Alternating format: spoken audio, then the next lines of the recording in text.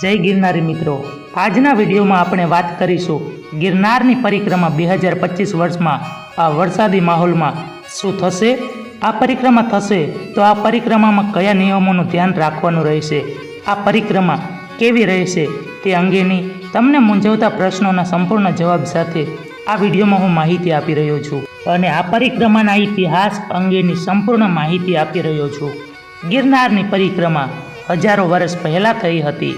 પ્રાચીન સમયમાં સાધુઓ અને ભક્તો વર્ષમાં એકવાર આ પર્વતની પરિક્રમા કરતા. પરિક્રમા એટલે ભગવાનની આસપાસ ફરવું, એવો આભાસી પ્રકાશલયમાં પ્રવેશી અને આત્માને શુદ્ધ કરવો.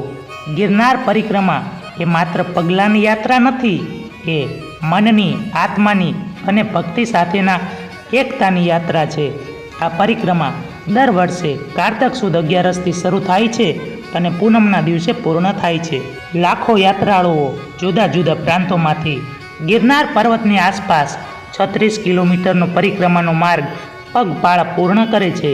આ માર્ગમાં વન, નદી, કુંડ, ગુફાઓ અને પ્રકૃતિના ઊંડા સાથમાં પસાર કરે છે, જ્યાં દરેક ઝાડ, દરેક પથ્થર અને દરેક પંખી ભક્તને કહે છે, હે યાત્રી, તું અહીં તીર્થ નથી કરતો, તું પોતાને શોધી રહ્યો છે. આ ગિરનાર માત્ર પર્વત નથી, એ તો જંગલના રૂપમાં એક જીવંત મંદિર છે.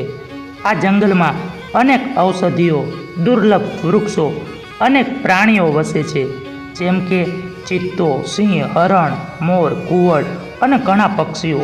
આ જંગલમાં ચાલતા ભક્તને અનુભવ થાય છે કે પ્રકૃતિ ખુદ એક માતા છે અને તે છાંયો આપે છે, ઓક્સિજન આપે છે અને આત્માને શાંત કરે છે.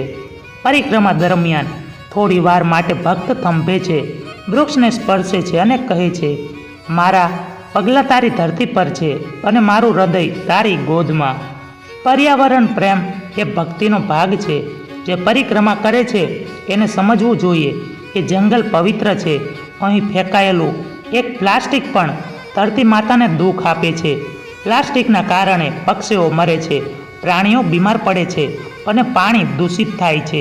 એટલે જ સાચો યાત્રી એ જ છે જે પોતાનો કચરો સાથે લઈને જાય છે, જંગલમાં ફેંકતો નથી.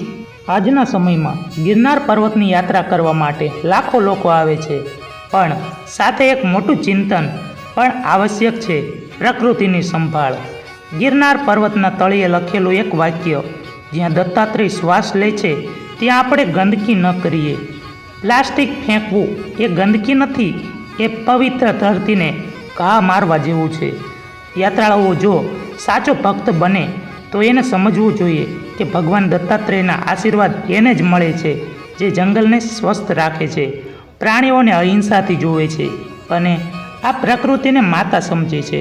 મિત્રો, ટૂંકમાં એટલું કહીશ કે આ પરિક્રમા દરમિયાન ક્યાંય પણ તમે પ્લાસ્ટિક ન ફેંકો અને મોટી વાત એ કે તમે ઘરેથી જ પ્લાસ્ટિક લઈને ન આવો. જો આ પરિક્રમાનો વિડીયો પસંદ આવ્યો હોય તો વિડીયોને લાઇક કરી અને ચેનલને સબસ્ક્રાઈબ કરવાનું ભૂલશો નહીં.